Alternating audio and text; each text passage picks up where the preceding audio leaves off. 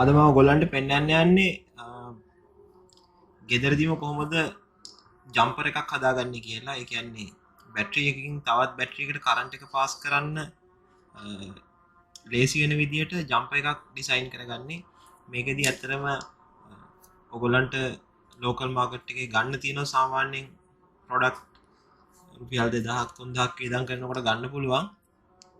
ඒත් මේක මට හිතෙනවා ටිකක් ටෙඩි ලේසි කියලා තමන්ම තමන්ට හරියන ප්‍රමාණයෙන් තමන්ට ඕන ලෙන්ත් එකකින් එකක් හදාගන්න පුළුවන්.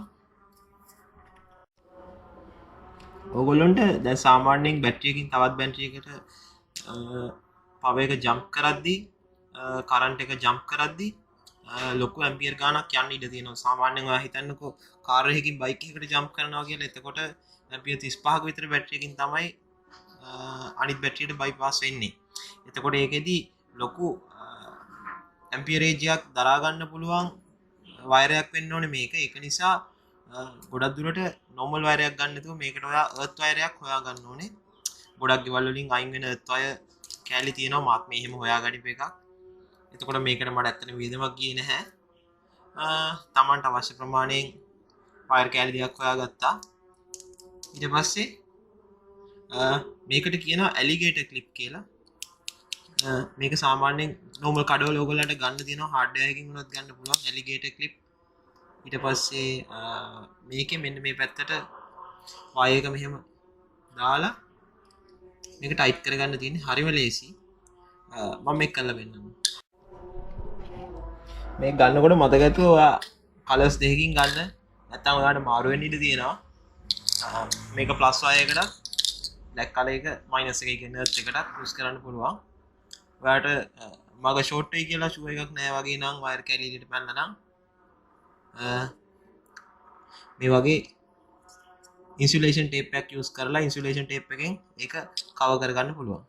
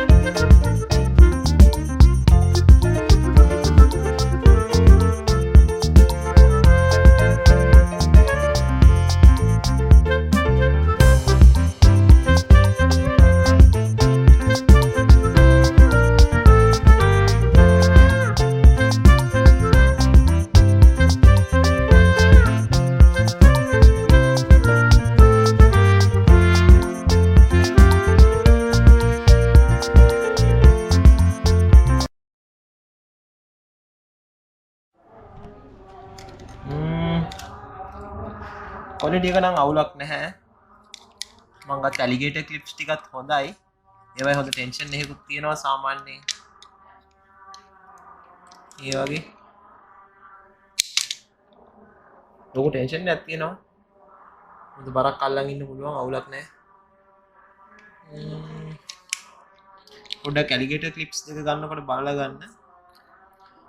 මට මේකට ඇත්තටම වියදම් වුණේ රුපියල් 400යි. මේ ක්ලිප් එකක් 100කට මම ගත්තේ. ක්ලිප් 7ට 400ක් ගියා මේ වයර් දෙක මම ගෙදරින් හොයාගත්තේ